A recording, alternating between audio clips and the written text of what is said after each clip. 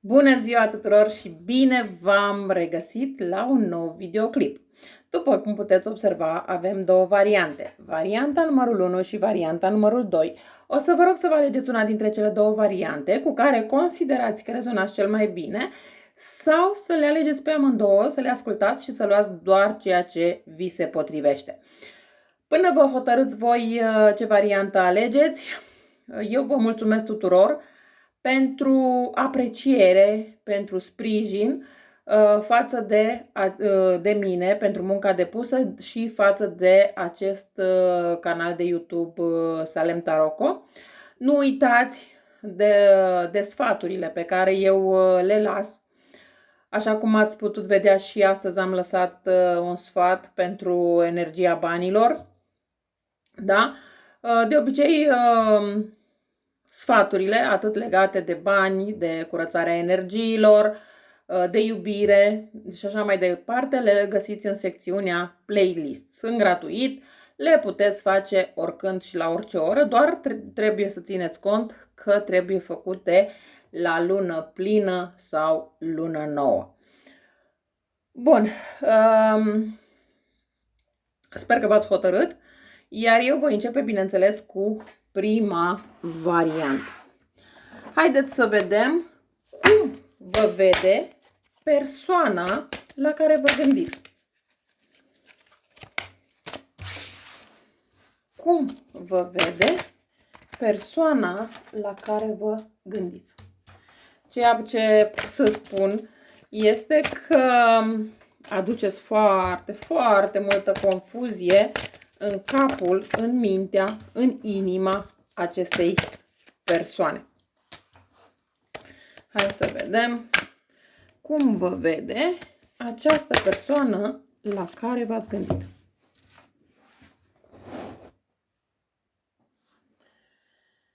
Felul în care această persoană te vede, potrivit acestor cărți care au fost extrase, aș putea să spun că este destul de complex și plin de contradicții. Nu e de mirare, de ce v-am spus încă de la început, că creați foarte multă confuzie în capul acestei persoane.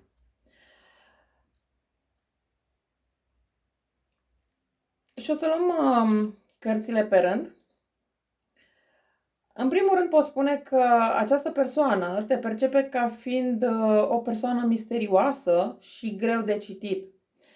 Simte că tu ai o profunzime emoțională pe care nu o înțelege suficient de bine.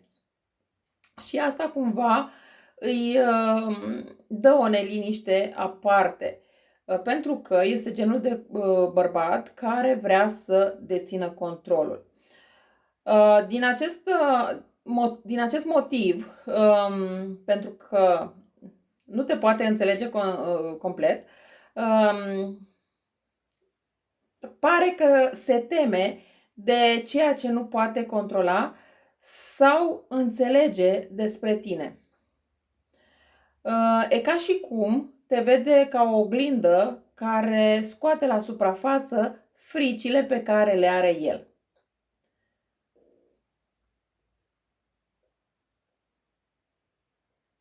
Dacă această persoană te-a făcut să te simți vreodată prea complicată sau poate prea sensibilă, e pentru că nu poate gestiona adevărul despre tine și nici nu știe în primul rând cum să o facă. Te vede într-adevăr ca pe o femeie valoroasă, stabilă din punct de vedere financiar, dar totodată și foarte generoasă. Te vede ca pe o femeie care dă mult, care știe cum să îl susțină și chiar ești femeia care știe să îl îngrijească din punctul lui de vedere. Aș putea să spun că tu proiectezi cumva imaginea mamei, a protectoarei, a femeii care ține totul în picioare.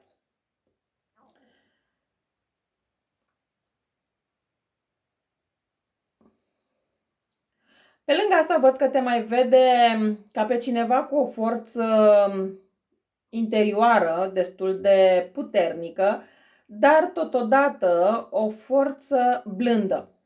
Cineva care poate liniști acel leu din el. Posibil să se bazeze pe tine, mai ales din punct de vedere emoțional, dar fără să-ți ofere același sprijin înapoi. Aici mi este foarte clar că e un semn de dezechilibru între ceea ce oferi tu și ceea ce îți oferă el ție. N-ar fi nimic exclus ca aici tu să fii cea care ține mereu spațiul sau tu ești cea care ține această relație într-un oarecare echilibru, să spunem așa. Pentru că mie mi se pare aici că există o dinamică destul de dezechilibrată între voi doi. Știe că tu ai o intuiție foarte puternică și te simte ca pe cineva care știe anumite lucruri fără să îi se spună. Și tocmai acest mister îl atrage foarte mult la tine,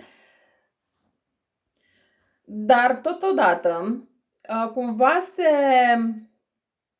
folosește de acest mister, de această intuiție a ta, ca și cum tu trebuie să ghicești tot și să știi tot ce face el sau ce gândește el, fără ca el să îți spună. Și dacă cumva se întâmplă să nu știi, bineînțeles că totul ești de vină. Într-adevăr, te poate idealiza sau pune pe un piedestal, dar fără să îți ofere aceeași transparență pe care o oferi tu. La persoana la care te-ai gândit, te vede ca pe cineva rănit, dar încă în picioare. Poate recunoaște că ai trecut prin multe și că încă reziști, dar e posibil și să simtă că ești pe defensivă, mă scuzați, sau greu de penetrat emoțional. Aici vede ca și cum tu ești cea care a ridicat zidurile între voi doi. Nu care este esența problemei. E ca și cum din cauza ta ne-am despărțit, din cauza ta relația asta nu merge, din cauza ta se întâmplă anumite lucruri. Nici de cum că el nu se implică nici măcar din punct de vedere emoțional. Această carte, Turnul, care ne apare aici, este destul de explozivă, după cum se și vede cartea, pentru că această carte ne spune că el te vede ca pe cineva care poate declanșa adevăruri dureroase sau schimbări bruște în interiorul său. Și se poate întâmpla să considere că tu ești catalizatorul prăbușirii iluziilor lui. De ce? Pentru că nu te poate controla. Aici este bine ca voi să fiți un pic atente. De ce? Pentru că dacă încearcă să te facă instabilă sau prea dramatică, e pentru că tu îi zgudui zona de confort toxic. Iar el nu știe cum să se apere în așa fel încât să nu devină vulnerabil în fața ta. Dar, în adâncul sufletului lui, într-adevăr, te vede ca pe o speranță, ca pe o lumină care îi luminează viața, îi luminează calea, îi luminează absolut tot, și poate chiar te vede ca o vindecătoare a traumelor sale din trecut. Dar bineînțeles că asta vine și cu riscul de a proiecta pe tine toate dorințele nespuse și neîmplinite ale sale, atât din trecutul lui, dinainte de a te cunoaște pe tine, dar totodată și în prezent, adică de când te cunoaște pe tine până în momentul prezent. Aici el este destul de confuz. De ce? Pentru că, de fapt, el nu știe de ce ține la tine, nu știe de ce are această admirație față de tine. Adică e ca și cum zice, stai să mă gândesc, te iubesc pentru cine ești tu sau te iubesc pentru cum mă faci să mă simt?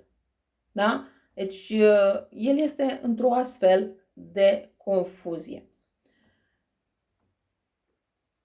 Pe lângă asta, te mai percepe ca pe cineva care duce multe poveri, poate chiar că duci această relație în spate. Este într-adevăr posibil să vadă că ai obosit de atâta cărat la această relație în spate, dar bineînțeles că nu face nimic real ca să îți ușureze această povară. Cumva, chiar dacă vede că tu ești cea care suferă, tot pe tine se bazează, tot de tine trage să rezolvi anumite lucruri, probleme și așa mai departe. Ceea ce trebuie să înțelegi tu este faptul că acest lucru nu este iubire, este exploatare emoțională. Dar, bineînțeles că fiecare dintre voi știți sau nu știți dacă vă aflați într-o astfel de situație. Ca o concluzie, ca să zicem așa, să îndulcim puțin și lucrurile aici, această persoană te vede ca fiind profundă și intuitivă, dar poate greu de controlat. Te vede ca pe o persoană puternică și stabilă, dar, bineînțeles, nu ți oferă aceeași stabilitate. Te vede rănită și epuizată, dar tot ție îți cere să faci mai mult pentru această relație. Există un adevăr care îl sperie și de aceea poate încerca să te minimalizeze, pentru că știe că dacă ar fi să iasă acel adevăr la suprafață, tu l-ai părăsi în secunda numărul 2. Cam acesta este o parte sau poate tot adevărul de cum te percepe această persoană la care te-ai gândit. Depinde acum mai departe de tine dacă consideri că este percepția corectă sau nu. Eu cam atât am avut de spus pentru voi, cei de la prima variantă, și voi trece la varianta cu numărul 2, și anume aceasta. Haideți să vedem cum te vede această persoană pe tine, cea care ai ales varianta numărul 2. Cum te vede această persoană pe tine, cea care ai ales varianta numărul 2. La voi văd că cărțile se grăbesc destul de serios, pentru că îmi iasă tot câte 2 cărți de fiecare dată. Sau este un răspuns care voi trebuie să îl auziți cât mai repede pentru a deschide ochii cât mai larg.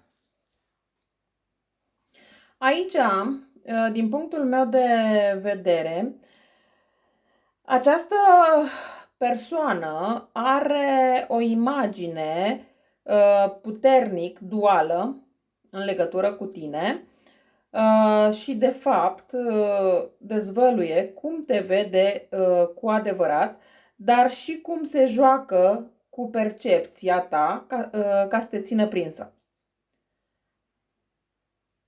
Și voi începe cu fiecare carte în parte.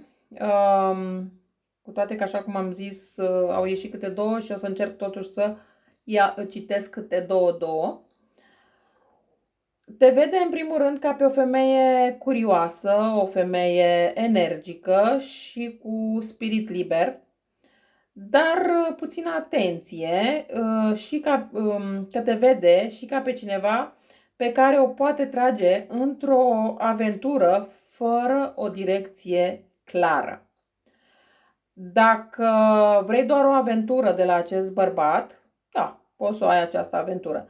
Dar dacă îți dorești o relație serioasă, pot să spun că acest bărbat nu se gândește în acest moment la această relație ca fiind una serioasă. Dar bineînțeles că vom vedea până la final ce se va întâmpla.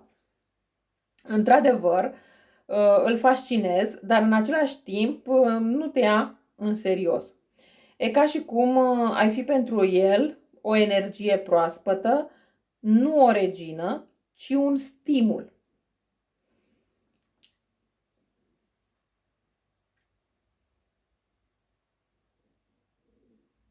Aș putea să spun că acest bărbat te tratează ca pe o oportunitate temporară de distracție emoțională. Știe că ești o persoană justă, o persoană dreaptă, că ai valori și că îți păzești inima pentru că ai fost în trecut rănită, îți simte verticalitatea, știe că nu ești de joacă, că totodată, chiar dacă ești o persoană care acceptă multe lucruri, asta nu înseamnă că nu vezi, asta nu înseamnă că nu înțelegi și cumva ești și o persoană puțin răzbunătoare. Și cumva asta îl sperie, pentru că trebuie să dea socoteală în fața ta pentru absolut tot ce face. Iar el preferă relații unde poate să o scalde în ambiguitate.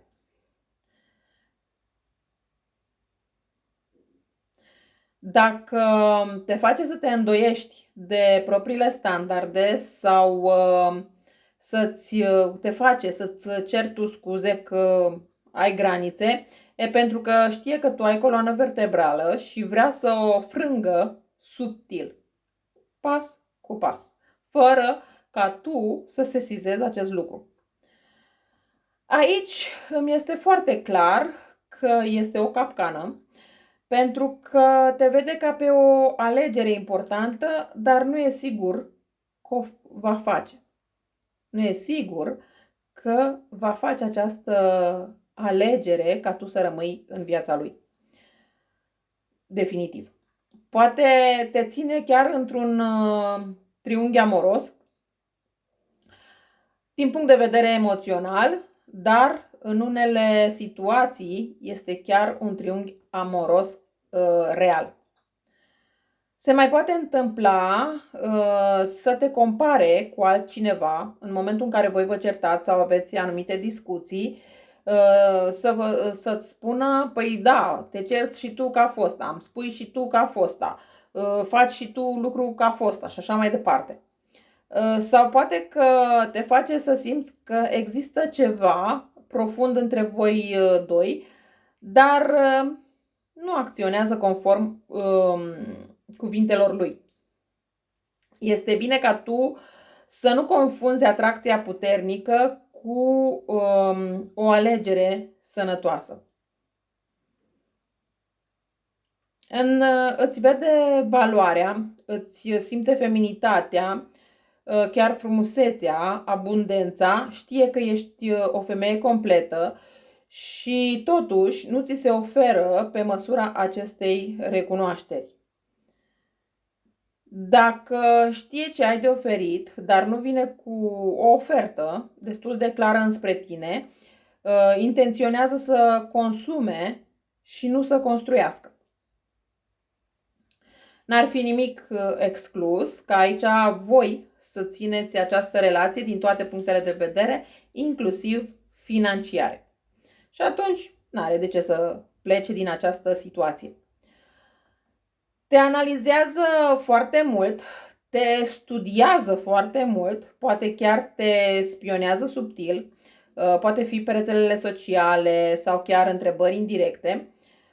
Vrea să știe cât de mult ai înțeles sau dacă încă îl vrei, dacă mai ești disponibilă să îl accepti așa cum este. Mi-este foarte clar aici că el are o energie imatură, dar totodată vrea control prin informație și nu prin asumare. Mai pot spune că te vede ca pe o femeie care ar putea să aibă succes, lumină și recunoaștere și se poate întâmpla să se teamă de cât de vizibilă și puternică ești tu de fapt. Și dacă simți că te-a micșorat subtil, e pentru că îți vede potențialul și încearcă să îl stingă. De ce? Pentru că chiar dacă nu-și asumă responsabilitatea față de tine, e destul de conștient să gândească că oricând poți să găsești pe altcineva mai bun ca el și atunci el pierde toate avantajele pe care le are în preajma ta. Ca o concluzie, poate pare o concluzie brutală, dar cred că este nevoie de această concluzie pentru a o auzi. De ce spun acest lucru? Că într-adevăr îi place ce vede. Îi place de femeia care ești. Îi place că îl provoci la adevăr. Îi place că îl atragi foarte intens, că îi stârnești pofta de joacă, dar pe care încă o studiază dacă merită să își asume riscul, să-și asume responsabilitatea față de tine sau nu. E clar că aici nu vorbim despre iubire, ci mai degrabă vorbim despre un joc de putere acoperit de dorință și admirație. Aici mai pot spune că, mai vin cu o completare ca să spun așa, ce intenționează cu adevărat această persoană față de tine, păi în primul rând văd că vine cu o energie destul de impulsivă și orientată spre acțiune. Aș putea spune că această persoană în cauză pare să fie condusă de dorința de a obține ceea ce își dorește destul de rapid, fără a lua în considerare consecințele pe termen lung. Aceasta mai poate sugera că intențiile sale sunt mai degrabă axate pe satisfacerea propriilor nevoi imediate decât pe construirea unei relații echilibrate. Aici, mai ales dacă sunteți la început de relație, este bine să fiți nu atente, extra mega atente. De ce? Pentru că, și nu doar dacă sunteți la început de relație, pentru că această persoană în perioada imediat următoare va încerca să vadă ce poate obține de la voi, inclusiv bani, inclusiv la nivel intim și așa mai departe, și după să vă părăsească. N-ar fi nimic exclus ca după ce obține tot ceea ce își dorește să iște niște conflicte sau chiar să vină cu posibile manipulări, pentru că această persoană este dispusă să îi se dea dreptate și să câștige cu orice preț. Dacă vede că nu poate obține de la tine tot ceea ce își dorește, o să vină cu scuza, păi nu am nevoie, doar te-am testat. Da? Dar acest test vine cumva în modul în care vrea să vadă cât poți tolera tu, cât de mult poți tu să accepti anumite lucruri din partea lui sau ei. Adică dacă îți vine acum și îți cere niște bani împrumut, astăzi îți cere 100 de lei, mâine îți cere 500, săptămâna viitoare mai dă-mi 10.000 și tot așa, ca să vadă cât poate obține. Când nu mai poate obține, îți spune, pa, la revedere, nu mă despart de tine pentru că nu vreau să-ți dau banii, mă despart de tine pentru că nu vrei să mai îmi dai. Sau ceva de această natură. Aș mai putea spune aici că această persoană poate căuta tot felul de informații despre tine, să încerce să afle cât mai multe lucruri pentru a-și susține propriile interese și chiar pentru a te șantaja. Deci aici un pic de atenție. Pentru că mi-e foarte clar că această persoană are intenții ascunse. Ce îți recomand în această situație, dacă vrei să iei în calcul ei, dacă nu e niciun fel de problemă, fără nicio supărare, stabilește niște limite clare, caută sprijin, discută cu prietenii de încredere sau cu alte persoane pentru a obține perspective obiective asupra acestei situații și nu te gândi nici măcar o secundă că dacă o anumită persoană, un anumit prieten îl cunoaște și îți spune anumite lucruri negative despre el, nu o face pentru că îți vrea rău, ci pur și simplu încearcă să te atenționeze. Și ar fi timpul ca și tu să-ți prioritizezi bunăstarea. Amintește-ți că meriți, în primul rând, o relație bazată pe respect reciproc, sinceritate și sprijin emoțional, nu pe sprijin financiar. Dar, bineînțeles, asta rămâne la atitudinea fiecăruia dintre voi, la gândirea fiecăruia dintre voi. Eu nu vă spun să urmați sfaturile mele, absolut, doar cei care le consideră utile. Ceilalți fiecare face în funcție de cum gândește și cum dorește.